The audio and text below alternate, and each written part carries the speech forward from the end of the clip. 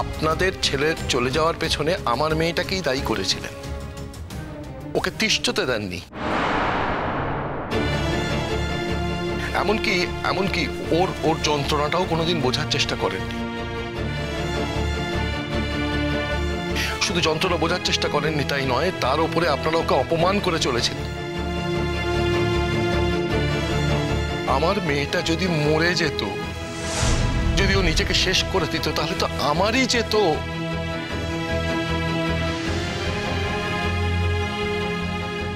ভাবি, তুমি তো জানো ভাবি, ছোট মাসির ছেলেকে কতটা ভালোবাসে।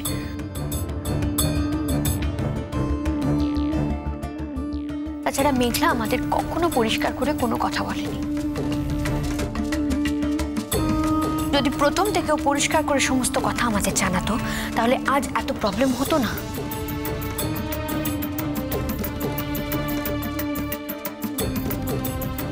শুধু মেঘলাই একা সবটা জানায়নি তাই কি মা? তুমি কি করেছো? পাহাড়ে অত বড় একটা দুর্ঘটনা ঘটিয়েছো এবং তারপরে এসে এমন হাব ভাব করেছো যেন তোমার একটা ভেতরে একটা অনুতাপ হচ্ছে।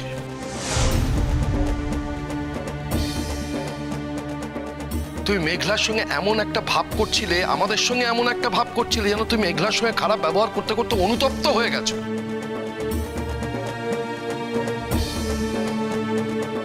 অথচ আমিও তোমাকে সেই ভুলের ফাঁদে গিয়ে আমি সান্ত্বনা দিতে চেয়েছি। আর তুমি কিন্তু ভেতরে ভেতরে জানতে যে তুমি যা করেছো সেটা তুমি কাউকে বলছো না।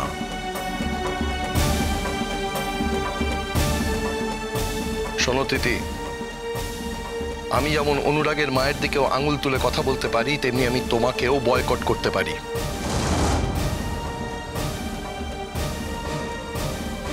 এই কথাটা নিশ্চয়ই এতদিনে বুঝেছো। দেখুন চন্দনবাবু, তারানো কিন্তু অদ্রিজাকে ছেড়ে কথা বলেনি। অদ্রিজা তো অন্যায় করেছে নিশ্চয়ই। ও যদি আগে থেকে এই কথাগুলো বলতো তাহলে আমাদের তাতানকে খুঁজে পেতে অনেক সুবিধা হতো।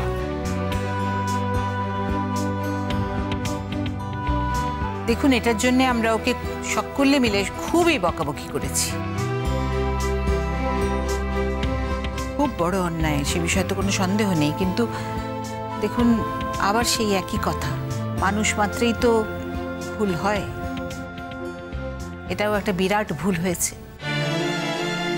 তবে আমাদের পিকলুর সঙ্গে যখন ওর বিয়েটা হয়েই গেছে, তখন তো আর ওকে আমরা ফেলে দিতে পারি না। তাই জন্য আমরা ওকে মেনে নিয়েছি এবং সারাক্ষণ এইটাই ওকে আমরা বোঝাবার চেষ্টা করছি, শেখাবার চেষ্টা করছি যে ভবিষ্যতে ও যেন আর কখনো এইভাবে কোনো কিছু গোপন করার চেষ্টাটা না করে।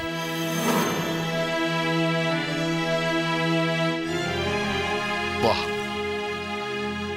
যে মেয়েটা আপনাদের ছেলেকে প্রায় মেরে ফেলতে বসেছিল, তাকে আপনারা বাড়ির বউ করে এনেছেন এবং তাকে ফেলে দিতে পারেন না।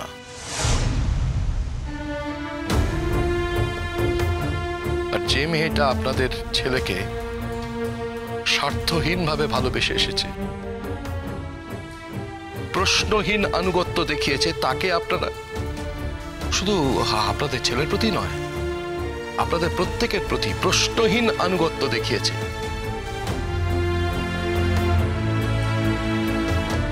তাকে আপনারা দিনের পর দিন নিগ্রহ করতে পারেন। কেন জানতে পারি? মেঘলাকে কেন আপনারা প্রতিপক্ষ ভাবেন বারবার?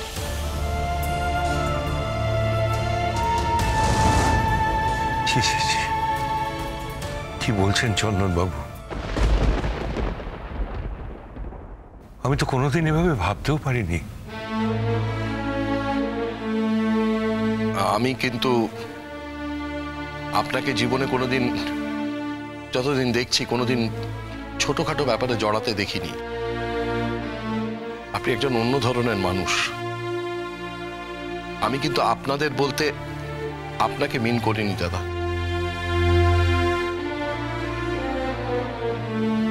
কিন্তু এই কথাটা তো সত্যি যে আমার মেয়েটাকে আপনার পরিবারের বাকি সদস্যরা দিনের পর দিন অকারণে অন্যায়ভাবে অ্যাকিউজ করে এসেছে, কষ্ট দিয়েছে।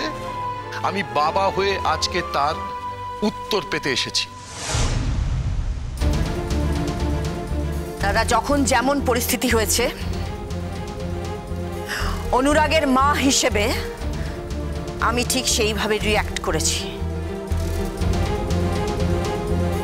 ব্যাস, সেটাই খুব স্বাভাবিক, আমার তাই মনে হয়। আর আপনি বারবার একটা দিক কেন হাইলাইট করছেন? কেন বারবার আপনি এক কথা বলছেন?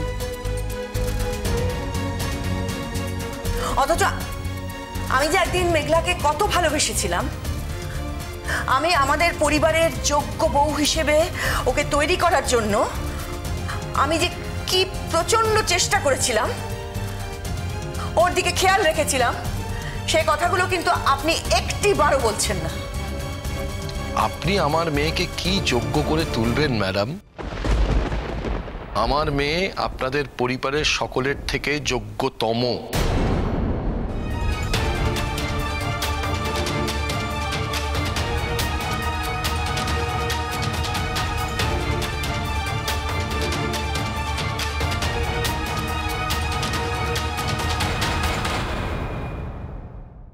ভুল বললাম বাবা? না আঙ্কেল, আপনি ভুল বলেননি। ইনফ্যাক্ট আপনি যা বলেছেন একদম ঠিক বলেছেন। আমার বাড়ির প্রত্যেকটা সদস্য দিনের পর দিন মেঘলার উপর যে অত্যাচারটা করেছে তার জন্য আমি লজ্জিত আঙ্কেল।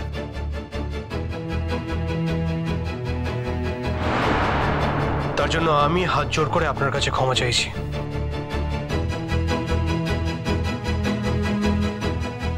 আর আজ এখানে সবার সামনে দাঁড়িয়ে আমি আপনাকে কথা দিচ্ছি আঙ্কেল, এরপর থেকে এটা আর আমি কখনো হতে দেব না। আমি যখন ফিরে এসেছি, আমার থাকাকালীন মেঘলার ওপর কেউ একটা আঁচড়ও লাগাতে পারবে না।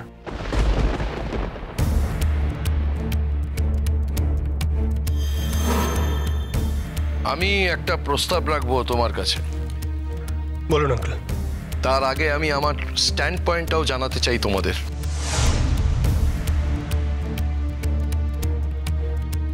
আপনার স্ট্যান্ড পয়েন্ট? হ্যাঁ, আমি একটা উইল করেছি। আমার যাবতীয় স্থাবর অস্থাবর সম্পত্তির উইল। আমি জানি যে এই উইলটাতে মেঘলা মা বা তোমার কিছু যায় আসে না,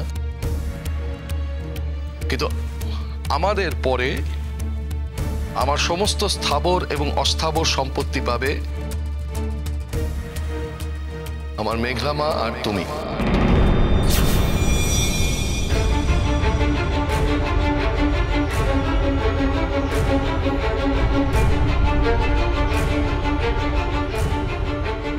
আমার একমাত্র সন্তান মেঘলা, এছাড়া আমার জীবনে আর কোনো সন্তান নেই, ছিল না।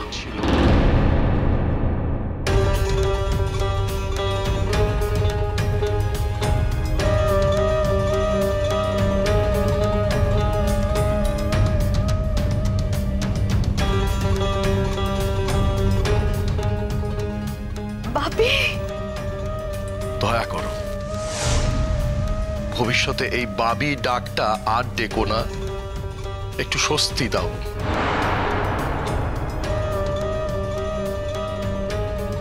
তোমার মতন মেয়ের বাবা যেন পৃথিবীতে আর কোনো বাবা না হয়।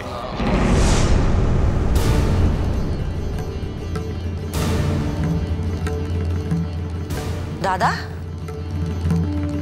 বাবা এটা একটু বাড়াবাড়ি হয়ে যাচ্ছে না দাদা? মানে আপনি মেঘলাকে ভালোবাসেন সেটা আমরা জানি সবাই, কিন্তু আপনি মেঘলাকে ভালোবাসেন বলে অদ্রিজার শ্বশুরবাড়িতে আমাদের সকলের সামনে দাঁড়িয়ে আপনি নিজের মেয়েকে অস্বীকার করছেন, এটা ঠিক দাদা? একটু বাড়াবাড়ি নয়?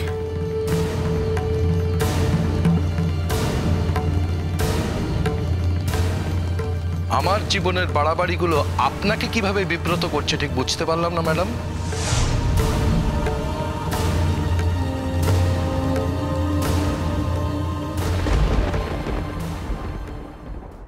বিক্রম তোর কাছে আসবে মা, ঠিক আসবে। তুমি তো রোজই এক কথা বলো মণিমা। কই, ও তো আসছে না, ও তো আসছে না আমার কাছে। আমি বলছি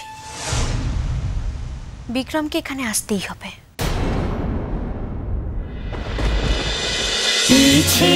নদী